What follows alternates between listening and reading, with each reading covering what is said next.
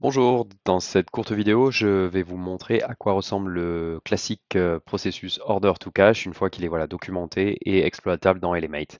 Donc je vais aller dans la liste de mes processus et je vais aller le chercher, order to cache. Voilà. On va s'intéresser à ce macro process, plusieurs façons de le retrouver dans l'entreprise. Dans la cartographie des processus, ici, on va retrouver dans la vue d'ensemble, voilà, j'ai order to cache qui est disponible à cet endroit-là. Donc là, c'est très visuel. J'ai accès à une vue détaillée qui me montre l'ensemble des macro-processus de mon entreprise, dont Order to Cash qu'on va retrouver en bas ici.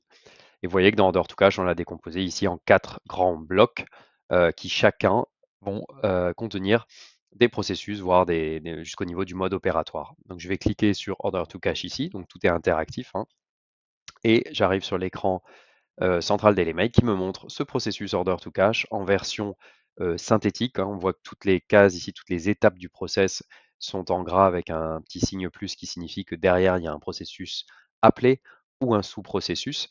On retrouve les 3 grands rôles qui sont joués dans ce processus, qu'on peut retrouver sur le côté ici aussi, hein, la comptabilité, la logistique par exemple, et tous les éléments qui constituent ou tournent autour de ce processus seront accessibles dans les menus, et dans les filtres, par exemple, si je m'intéresse aux outils qui sont utilisés, je vais les retrouver avec les petites gommettes de couleurs qui s'affichent progressivement sur mon diagramme. L'intérêt, c'est qu'on a une version voilà, ici synthétique d'Order to Cache. Si je m'intéresse à l'étape de confirmation, avec un clic droit, je vais pouvoir aller voir le processus appelé. Et là, je descends d'un cran et j'ai le détail de ce processus de confirmation ici, dans lequel je vais pouvoir aller naviguer et aller par exemple au niveau de l'étape, check pricing. Je vois ce qui se passe dans cette étape, qui s'en occupe, quel outil comme SAP est utilisé, est-ce que cette étape est par exemple digitalisée ou compatible avec du télétravail.